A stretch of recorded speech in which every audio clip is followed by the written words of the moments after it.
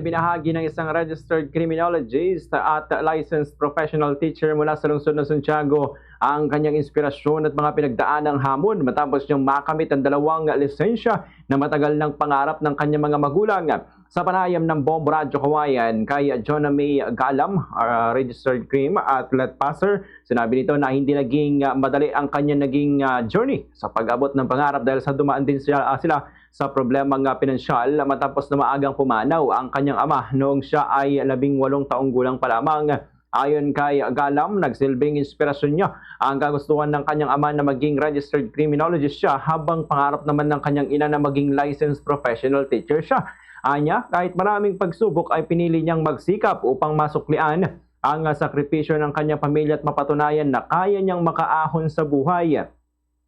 Ikinwento rin nito na may mga taong nagduda noon sa kakayahan nilang magkakapatid na makatapos ng pag-aaral, ngunit ginawa umano niya itong motibasyon upang mas pagbutihin pa ang kanyang pag-aaral. Sinabi pa ni Galam na bagamat nakapasa siya sa Criminology Licensure Examination, PNP Entrance Examination at Civil Service Examination, mas nais pa rin niyang tahakin ang larangan ng pagtuturo. Pangarap po man niyang maging college instructor sa kursong criminology upang maibahagi ang kanyang kaalaman sa mga estudyante.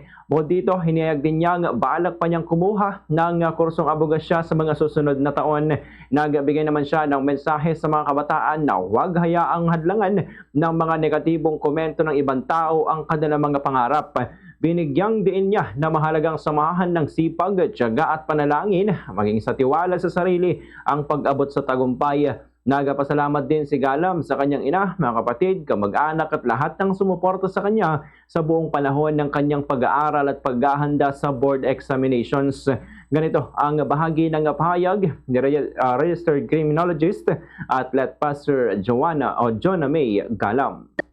Well, ang LPT at R-Crim po ay mga bagay po sa buhay ko na sinasadya, kumbaga planado.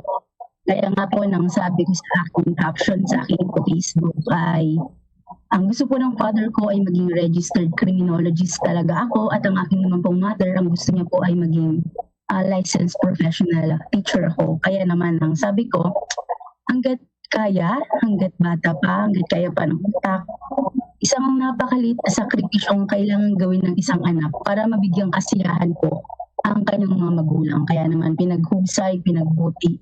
Siyempre, kasabay po ng mga panalangin at mga pagpapanata, ay sa awa ng Diyos, nakamit naman po ang parehong lisensya na pinangarap ng aking mga magulang po para po sa akin.